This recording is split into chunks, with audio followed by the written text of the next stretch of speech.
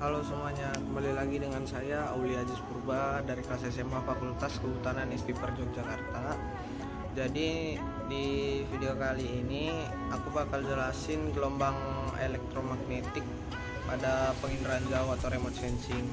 Jadi simak video sampai selesai. Gelombang elektromagnetik adalah gelombang yang tidak membutuhkan medium untuk merambat. Artinya, gelombang elektromagnetik bisa merambat meskipun dalam ruang hampa seperti luar angkasa. Gelombang elektromagnetik dibentuk medan magnet dan medan listrik yang saling merambat tegak lurus.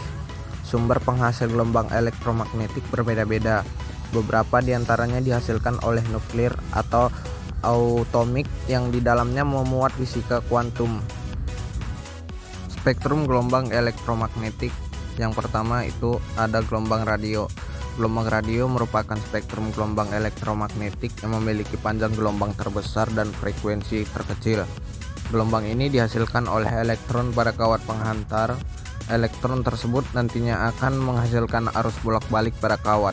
Gelombang radio dipancar melalui transmitter atau antena pemancar dan diterima oleh receiver atau antena penerima. Selanjutnya, gelombang mikro merupakan spektrum gelombang elektromagnetik yang memiliki frekuensi terkecil kedua setelah gelombang radio. Frekuensi gelombang mikro adalah 10 pangkat 10 Hz dengan panjang gelombang 3 mm. Gelombang mikro biasanya dimanfaatkan untuk kepentingan deteksi bawah laut, menggunakan radar, membantu proses pendaratan pesawat, dan lain sebagainya. Gelombang inframerah. Radiasi inframerah bisa dipancarkan dari sebuah objek ataupun dipantulkan dari sebuah permukaan. Pancaran inframerah dideteksi sebagai energi panas dan disebut thermal inframerah.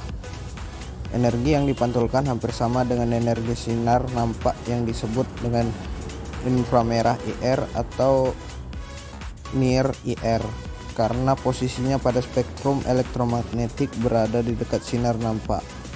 Panjang gelombang radiasi inframerah berkisar antara 0,7 sampai 300 meter dengan spesifikasi near IR atau reflected IR 0,7 sampai 3 meter dan thermal IR 3 sampai 15 meter.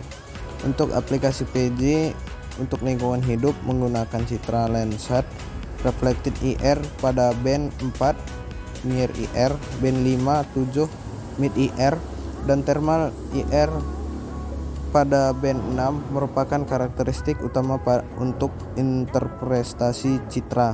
Sebagai contoh, gambar berikut menunjukkan suhu permukaan laut global dengan thermal IR dan sebaran vegetasi dengan near IR.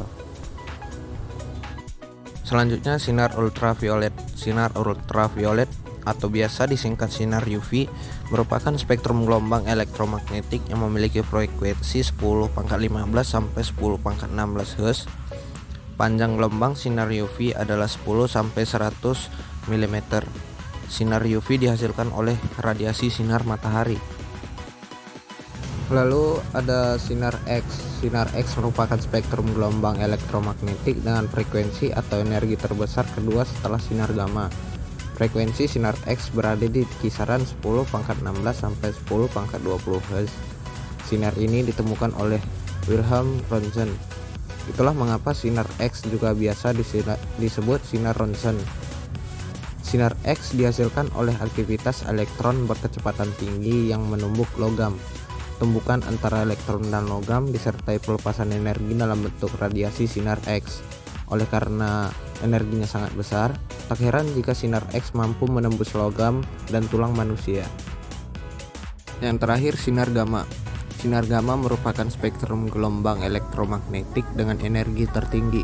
Hal itu dikarenakan sinar gamma memiliki frekuensi tertinggi di antara spektrum gelombang elektromagnetik lainnya, yaitu 10 pangkat 20 sampai 10 pangkat 25 Hz. Untuk mengingat energi sinar gamma sangat besar, tak heran jika sinar ini bisa menembus logam beberapa sentimeter. Sinar gamma dihasilkan oleh aktivitas radioaktif atau atom-atom yang tidak stabil di reaksi inti. Adapun sifat gelombang elektromagnetik adalah sebagai berikut. 1. Memiliki kecepatan konstan di ruang hampa yaitu sebesar 3 kali 10⁸ meter per sekon. Yang kedua, tidak dipengaruhi oleh medan listrik maupun medan magnet karena tidak bermuatan listrik. Yang ketiga, termasuk golongan transversal. Dan yang terakhir, energinya bergantung pada besar frekuensinya.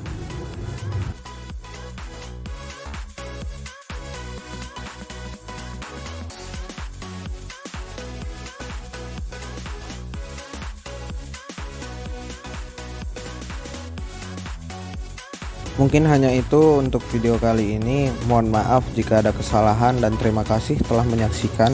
Semoga bermanfaat.